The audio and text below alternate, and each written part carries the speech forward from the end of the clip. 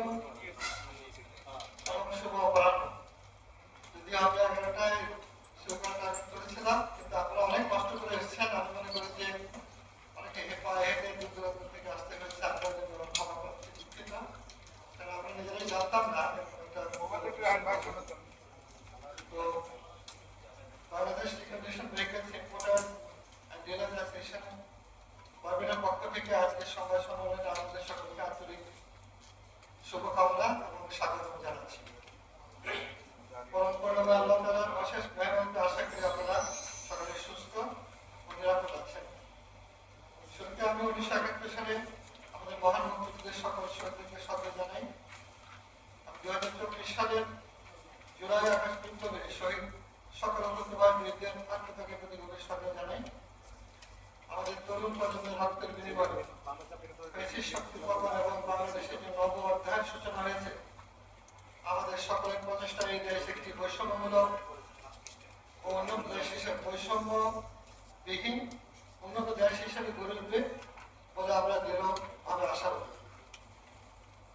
আপনারা হয়তো অনেকে অবগত আছেন যে প্রায় বিগত 4 দশক বেশি সময় ধরে বারবিটার সদস্যবৃন্দ বাংলাদেশে বাণিজ্যিক ভিত্তিতে জাপানের বিশ্বখ্যাত রিকগনিশন গাড়ি বাজারজাতকরণের মাধ্যমে দেশের পরিবহন খাতের বিকাশে গুরুত্বপূর্ণ ভূমিকা পালন করে চলেছে। আমরা দেশের একটি বড় জনগোষ্ঠীর স্বস্তি, কমফোর্ট এবং নিরাপদ বাহন সরবরাহ করার প্রচেষ্টা অব্যাহত রেখেছি। আমাদের এই 4 দশকের পথ চলায় এখানের ভূমিকা আমাদের নানা কার্যক্রম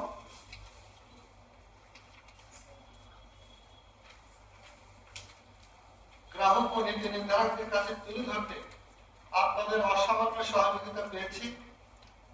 এটা ছাড়া কখনোই আমাদের পক্ষে ব্যবসায় টিকে থাকা কিংবা আজকের যে অগ্রগতি অর্জন সেটা কখনো সম্ভব হতো না। দেশের সকল গণমাধ্যমের প্রতি এর জন্য আমরা অশেষ কৃতজ্ঞতা জ্ঞাপন করছি। প্রিয় সাংবাদিক ভাই বোনেরা, আপনারা হয়তো অবগত আছেন যে বারবিটা দেশের একটি শীর্ষস্থানীয় বাণিজ্য সংগঠন। দেশের রিকগনিশন গাড়ি আমদানি ও বিপণন খাতে কয়েক হাজার কোটি টাকা স্থানীয় বিনিয়োগ রয়েছে। বর্তমানে বারবিটার সদস্য সংখ্যা 1200-এরও বেশি। বারবিটার সদস্য প্রতিষ্ঠানগুলো প্রত্যক্ষ ও পরোক্ষভাবে লক্ষাধিক জনগোষ্ঠীর কর্মসংস্থান, dealership, showroom, workshop, backward, use parts এইসব খাতের প্রক্রিয়ায় যুক্ত রয়েছে। বারবিটা সরকারকে বছরে কয়েক হাজার কোটি টাকা রাজস্ব প্রদান করে থাকে। বারবিটা সদস্যবৃন্দ আয়কর, ভ্যাট এবং রোড ট্যাক্স প্রদানের মাধ্যমে দেশে একটি ব্যাপক ভিত্তিক শুল্ক কর কাঠামো গড়ে তুলতে পেরেছে। রিকগনিশন মোটরযান ব্যবসাকে নির্ভর করে দেশের বিভিন্ন ব্যাংক, লিজিং কোম্পানি, বীমা কোম্পানি, কোঅপারেটিভ কোম্পানিগুলোর কার্যক্রম সম্প্রসারিত হয়েছে। মংলা সমুদ্র বন্দর প্রায় 60 বছর অকার্যকর অবস্থায় পড়েছিল। থাকার পর সরকারের আহ্বানে 2009 সালে থেকে বারবিটার সদস্যবৃন্দ মংলা বন্দরের মাধ্যমে প্রথম গাড়ি আমদানির সূচনা করে এই বন্দরের নতুন প্রাণের সঞ্চার করে আজকে মংলা বন্দর বিশাল রাজস্ব সরকার প্রদান করছে এবং মংলাকে দ্বিতীয় একটি বিকল্প সমুদ্র বন্দর হিসেবে বাংলাদেশে প্রতিষ্ঠিত হয়েছে। আমরা বারবিটার সদস্যবৃন্দ যেভাবে ব্যবসা পরিচালনা করছি তা এক ধরনের সোশ্যাল বিজনেস বলা যায়। যে কোনো আমাদের এখানে কোনো মনোপলি নেই, প্রচন্ড প্রতিযোগিতার মধ্যে আমরা কাজ করছি। দেশের পরিবহন খাতের সুষ্ঠু বিকাশে সহায়তা করার সাথে সাথে গাড়ি আমদানি, বাজারজাতকরণ প্রক্রিয়ার বিপুল জনগোষ্ঠীর কর্মসংস্থানের ব্যবস্থা হয়েছে। অর্থাৎ এখানে বড় অর্থনীতি জড়িত। যে জিনিসটা আমরা বলার চেষ্টা করি আপনাদের মাধ্যমে, এই যে ইকোনমিটা, এটা হয়তো আমরা ঠিক সেভাবে ফুটিয়ে তুলতে পারি না, কারণ আমাদের অত বড় ইনস্টিটিউটরা আপনাদের মাধ্যমে আপনাদের অভিজ্ঞতা, আপনাদের এক্সপার্টাইজ যেটা তুলে ধরা দরকার। There is a very big economy here. Employment, investment, এবং সবচেয়ে বড় কথা, আমরা যে কোয়ালিটি ট্রান্সপোর্টটা বাংলাদেশে পাচ্ছে বাংলাদেশের মধ্যবিত্ত মানুষ, সেটা শুধুমাত্র এই পলিসির কারণে সম্ভব হয়েছে, যেটা ভারত পাকিস্তানে কিন্তু না, উপমহাদেশে বাংলাদেশি একমাত্র মনে করি যে এটা করে। অপরদিকে দেশের নতুন গাড়ি আমদানি বিক্রির ক্ষেত্রে ডিলার তারা কিন্তু মনোবলীভাবে কাজ করে। তাদের সাথে সেখানে অনেক ক্ষেত্রে আমরা অ্যাকচুয়ালি অসম প্রতিযোগিতায় অবতীর্ণ করি।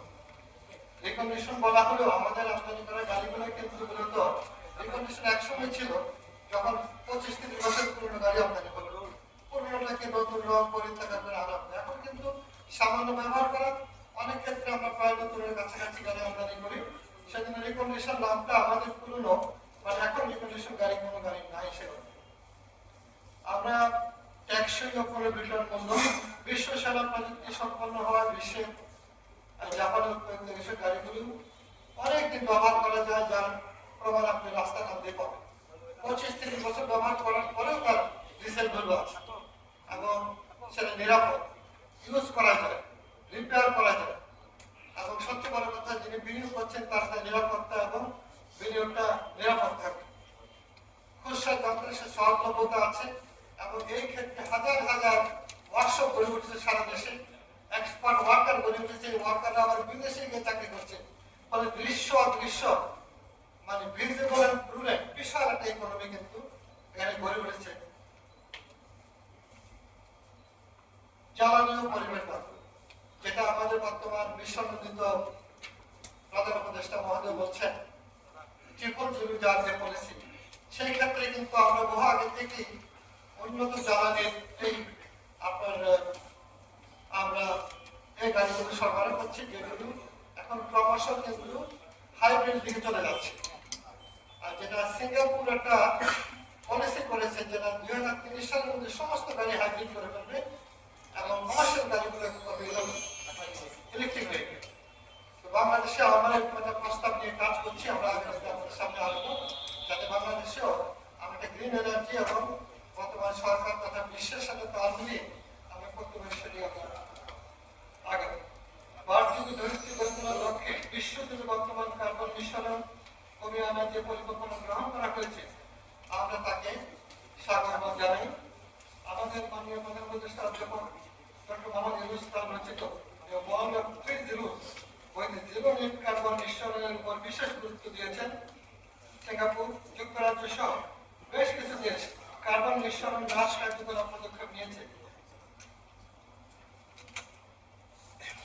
উল্লেখযোগ্য, আমরা বিগত 4 দশকের বেশি সময় ধরে জাপান থেকে বিশ্ব সেরা প্রযুক্তির যেসব গাড়ি আমদানি করছি, পরিবেশের দিক থেকে খেয়াল রেখে সেগুলোকে নিঃসরণ নিয়ন্ত্রণে ক্যাটালাইটিক কনভার্টার নামে বিশেষ ডিভাইস সংযুক্ত থাকে। সেটা বহু আগে থেকে ছিল। এই গাড়িগুলো আমরা যদি এখন মাত্র 5 বছর বয়সে আনি, কিন্তু ইংল্যান্ডের মতো দেশে কোনো বয়স সীমা নির্বিশেষে তারা গাড়ি আমদানি করে, তারা কিন্তু গাড়ি উৎপাদন করে, সেই উৎপাদনে করার পরে তারা আমদানি করে, কারণ সবটা তারা মিট করতে পারে না। অর্থাৎ আমি মনে করি একটা উদাহরণ, উন্নত বিশ্বের উদাহরণ, সাউথ আফ্রিকার উদাহরণ। 1 লক্ষ গাড়ি তারা বাজার, সেখানে 40% তৈরি করে, রপ্তানিও করে, কিন্তু 60% আমদানি করে। সেখানে শুল্ক করার তারতম্য তারা রেখেছে 49%। আমরাও বাংলাদেশে মনে করি যে আমাদের যে বিশাল উক্তি মধ্যবিত্ত, আমরা যে সরকার মধ্যম আয়ের দেশ বলছে, মধ্যম আয়ের দেশ হলে কিন্তু আমাদের আগামী 10 বছরে লক্ষ গাড়ির বাজার হতে হবে এবং হওয়া সম্ভব। প্রতি বছর 10% করে বাড়লেই কিন্তু এটা সম্ভব এবং সেই জন্য পলিসি সাপোর্ট দরকার। যেমন ধরেন, মানুষ গাড়ি পায় না বলে অটোতে চলে, এবং প্রতিদিন কিন্তু মানুষ মারা যাচ্ছে, মোটর সাইকেলে চলতেছে, কারণ গাড়ির দাম অনেক বেশি। তো আমাদের এই ব্যবসাটা কিন্তু শুল্ক করার কারণে মহঙ্গায় পতিত হয়েছে। 20-21 সময়কালে করোনা মহামারীর কারণে গর্ভীরা সদস্যরা ব্যবসা মারাত্মকভাবে ক্ষতিগ্রস্ত হয়। পরবর্তীতে বৈদেশিক মুদ্রার স্বল্পতা, বৈদেশিক মুদ্রার বিনিময় হার বৃদ্ধি, উৎপাদনকারী দেশে গাড়ির মূল্য বৃদ্ধি পাওয়ায় আমদানি করে গাড়িগুলোর দাম দেশের বাজারে অত্যধিক হারে বৃদ্ধি পায়। ফলে মধ্যবিত্ত ও নিম্ন মধ্যবিত্ত শ্রেণীর সামর্থ্যের বাইরে চলে গেছে গত কয়েক বছর ধরে দেশের রিকন্ডিশন গাড়ি। অতএব সেখানে আমাদের একটা টেবিল আমরা দিয়েছি, যেখানে কিন্তু গাড়ির রেজিস্ট্রেশন অনেক কমে গেছে। 40% আপনার গত বছর রেজিস্ট্রেশন কম হয়েছে। এটা একটা আশঙ্কাজনক বিষয়। আমরা আপনাদের মাধ্যমে সরাসরি সরকারের দৃষ্টি আকর্ষণ করতে চাই যে তারা যদি রাজস্ব পেতে চান, তাহলে মানুষকে কিনতে দিতে হবে। একটা উদাহরণ দেই, 21-22 সাল অর্থ বছরে মাইক্রোবাসের ডিউটি কমানো হয়েছিল। তখন আমাকে বলা হয়েছিল যে আমরা ডিউটি কমাচ্ছি, ডিউটি রাজস্ব কমে গেলে কিন্তু আপনার খবর আছে। আমি বলছেন যে আপনি কমিয়ে দেখেন, আপনি এখন কিনতে পারছেন না, লোকেরা কিনতে দেন তাহলে রাজস্ব পাবেন। কারণ দেখা গেল যে রাজস্ব 3 গুণ বেড়ে গিয়েছিল মাইক্রোবাস গাড়ি। কারণ যে গাড়ির দাম ছিল 50 লক্ষ টাকা সেটা 30 লক্ষ টাকা এসে দেখে তাতে গিয়ে লোকেরা কিনতে পেরেছে, ফ্যামিলি সহ লোকেরা চলাফেরা করতে পেরেছে। অতএব আমরা এই জায়গায় মনে করি যদি রাজস্বকে সহনীয় করা হয় তাহলে আমাদের যে মধ্যবিত্ত দরকার সে মধ্যবিত্তরা কিনতে পারবে। এবং সারা দেশে দরকার, শুধু ঢাকা শহরে, ঢাকা শহরে বরং ডিসকারেজ করে বাইরে পুরো দেশে আমাদের গাড়ি মানুষকে কিনতে সুযোগ করে দেওয়া উচিত। হাইব্রিড গাড়ির উপকারিতা, অ্যাকচুয়ালি হাইব্রিড গাড়ি আমাদের দেশের যে ইকোনমিটা তাতে আমরা ফলো করছি কাকে, মনে করছি জাপানকে ফলো করি, কিন্তু আমরা একটা বিশাল ইনফ্রাস্ট্রাকচার গড়ে উঠেছি, maintenance, service, repairing, resale value, economy, safety, সিকিউরিটির টাকা। সেই ক্ষেত্রে হাইব্রিড গাড়ি আমরা এখন কিন্তু ইতিমধ্যে প্রায় 60% বেশি হাইব্রিড হয়ে গেছে, 70% মতো হয়ে গেছে। অঘোষিত হবে, সরকার করে নাই, কিন্তু আমরা মানুষদেরকে সরকারের একটা সমর্থন ছিল যে সরকার হাইব্রিডে শুল্ক কর কমিয়ে দিয়েছে, তার পরিণামে কিন্তু বাজারে হাইব্রিড গাড়ির চাহিদা বেড়েছে। এটা আরো বাড়বে যদি আরেকটু সহনীয় করে। এখন মাত্র 1800 সিসি পর্যন্ত একটা সহনীয়তা আছে, আমরা বলছি 2000 সিসি পর্যন্ত করলে এটা কিন্তু আরো আমার মানে অ্যাফোর্ডেবল হবে, তখন কিন্তু এখানে রাজস্ব যখন বাড়বে মানুষ কিনতে পারবে।